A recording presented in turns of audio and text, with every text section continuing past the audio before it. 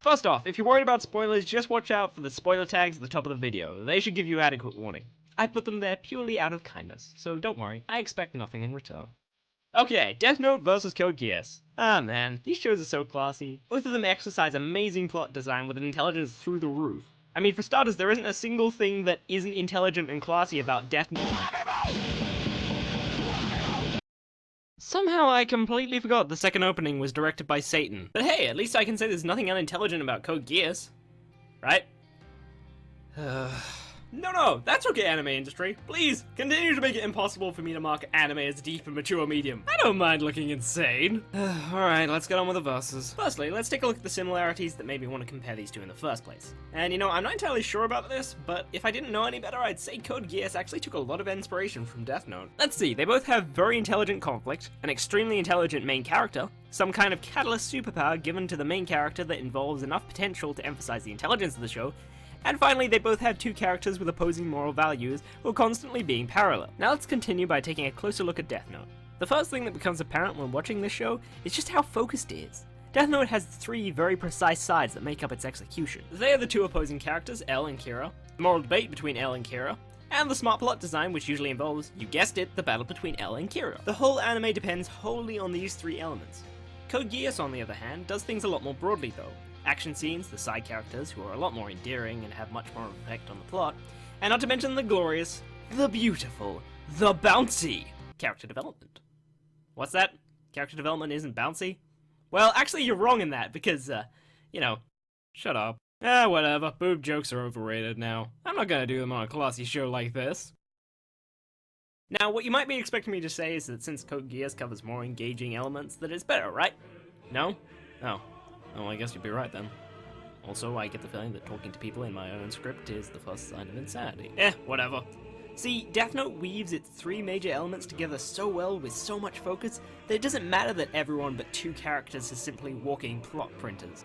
Moral and intellectual fight happening between the two only characters of importance is just so intoxicatingly good that it doesn't need proper action scenes or much character development to pull it through. Seriously, this is the anime that can waste 6 minutes on a tennis match and still make it freaking awesome! Nowhere is this more evident when one engages the other in a battle of wits, and in parallel with each other they state their own morals, perfectly entwining their characters with their battle of wits and intelligence, with their own moral debate.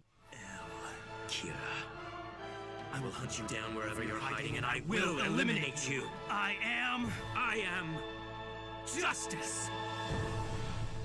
Wait a second. I've just realized it's effectively two men talking to themselves, one of which eating excessive amounts of sugar while the other brutally assaults a notebook. Who cares, it's still beautiful. Interestingly enough, Code Geass sacrifices the extreme focus for some more broader elements, and I really don't think this is such a bad sacrifice. I love the intricate plot and developments that the characters create together, and they're all good characters in their own right. I even like Nina, who everyone seems to hate for some reason. I mean, I tried asking some people why they hate Nina, but the only reason I seem to get from everyone is table sex. But whatever, I love all the characters anyway. Plus, it's pretty hilarious to see Lelouch get a call from the girl crushing on him while he's in the middle of commanding what is effectively a terrorist operation. Yeah, if anyone was wondering why an anime about taking back the world from an evil king is actually half set in high school, this is a prime example of why. It helps make the show more lighthearted and becomes a major tool for developing Lelouch and the others as very human characters. So yeah, looking at the two shows right now, it seems they rival each other blow for blow. Much like in my Ruby vs. Tome video. I'm not plugging myself. In the end, it basically comes down to whether you want a more focused and intense plot or stronger characters. But wait, I'm actually lying, because this applies to only the first 16 episodes of Death Note. See, everyone likes to rant about how the only flaw in Death Note is everything after episode 26, but I think Death Note loses a bit of steam in episodes 17 to 23, and here's why. In order to erase suspicions and ultimately kill L in his master plan, Light forfeits his Death Note and forgets his memories, while at the same time passing the Death Note and the job of Kira onto a guy named Higuchi. Remember the three sides of Death Note I talked about? Well, firstly, this screws up the moral debate between L and Kira, because the job of Kira is passed on to Higuchi, who knows he's an evil dick and doesn't try to hide it. He does serve his job well as a good dick of an antagonist for Light and L to catch, but one of the beauties of Death Note is that you really couldn't properly distinguish between L and Kira as to who was the protagonist and who was the antagonist. So although this side of Death Note was replaced by a good versus evil fight, I don't think anyone is arguing that the Battle of Morals was more interesting. On top of this, while Light was an impressive rival for L, Higuchi, I'm sorry, Higuchi, I'm gonna put this as nicely as I can. You're like a intellectually constrained, Nope, screw it, you're a fucking moron, Higuchi! Because of this, you don't see him fighting in a battle of wits with L like Light did. And while the anime is still pretty smart in the way Light and L bring Higuchi to justice, I miss the intelligent two-sided battle of the first 16 episodes. And so basically we're left with only the last side of Death Note, the characters Light and L. And while we do see a bit more character development arise from this, which for some reason arose in the form of gay foot massages, Death Note still really doesn't make up enough for the steam it lost. And if we're judging the first season of Death Note only, then this is the point where it loses out to Code Geass. Although I could say the convoluted Geass bullcrap in R2 was an equally big screw-up. Okay, Lelouch, just hear me out for a second. I know it would be bad to cut this whole scene, but I think it would be a lot less convoluted if we, 1. Called Geass magic and left it at that. 2. Pretended he didn't have a secondary master plan. And finally 3. Pretended she was still dead. So come on, let's just remove this whole scene from an otherwise phenomenal anime. Or, you know, you could use Geass on God. I can dig that too. Yeah, that whole scene was my only major problem with Code Geass. I kinda get the feeling the creators were so desperate to make more plot twists that they ended up making something far too convoluted that had to be rushed into a 20-minute time slot. In terms of the slow point in Death Note though, I think Code Geass actually gives us a good example of a good way to deal with this problem.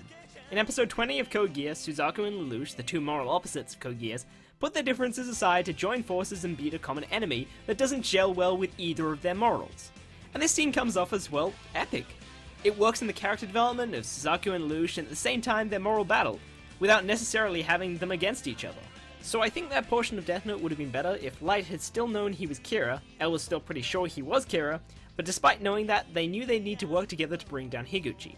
All the while emphasizing that they need to team up because the new Kira is the opposite of both L and the old Kira's morals. Heck, make Higuchi smarter than both L and Light to strengthen how much they need to work together. That sounds crazy, I know, but I think if you found a way to do that without demeaning the intelligence of the world's greatest detective and the old Kira, then it would work great. Oh, I know. Give Higuchi a power similar to the Shinigami eyes that helps him match the intelligence of L and Light combined. Of course, there's like a million plot holes in that, but I'm sure you could find a way to edit the finer details to remove them all. It's a really close call though. But I am leaning more on the side of Code Geass because those convoluted parts were about 3 episodes in length, but the slow part of Death Note was like 6 episodes. I guess I could call the verses here, but I'm afraid we're not quite done yet.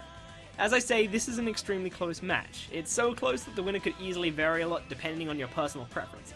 And I don't really want to call one side or another because of something so small. I respect your guys' opinions after all, and I feel like it's unfair on you guys, you know?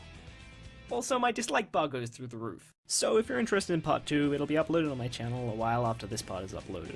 In it, I'll be talking about exactly what's wrong with everything after episode 26 of Death Note. I would suggest you subscribe if you don't want to forget about this though. Trust me, you won't find this analysis anywhere else. Believe me, I tried to research it myself.